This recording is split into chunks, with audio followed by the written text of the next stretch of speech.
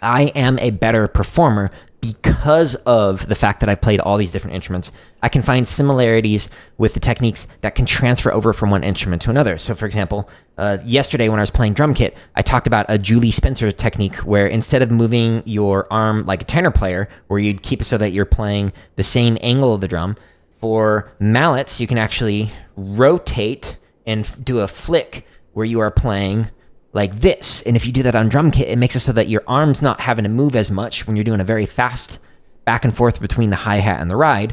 And so that's a valid technique that you can use that I wouldn't have known about if I didn't practice mallets.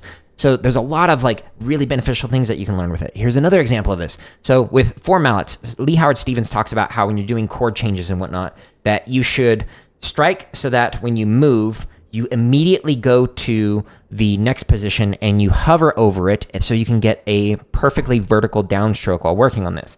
So that can also apply over into tenor drums. So if you're doing like a crossover, you don't want to go at a glancing angle when working on your tenors, when doing like a crossover. You want to ideally be able to move so that you're moving straight down into the crossover. So to do that, when you hit, you want to move as quickly as possible so you can get a downward strike as opposed to a glancing strike, which is going to give you a weaker sound quality and potentially even like hit the rim and move over into other stuff. So learning multiple different instruments makes you better at whatever your primary instrument is. In my case, my primary instrument is snare drum, but I became a better snare drummer by working on marimba, vibraphone, timpani, all sorts of other things that have informed the way I approach the snare drum, which is my primary instrument. I've had some students who wanted to like go and teach, and the way that I'd phrase it to them is, okay, are you only going to teach snare drum?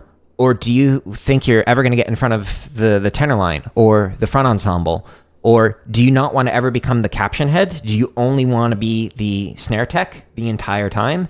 Like, prepare yourself for that really long-term success. Like, I was able to jump into a caption head role immediately because I knew all of the instruments. So I didn't just stand in front of the snare line the entire time, even though that was like my passion and the thing that I was interested in. So that might be one way to like sell it to them, is if you want to like teach, you want to be able to like potentially make more income by like being the caption head or working with other students privately as opposed to just snare drum students.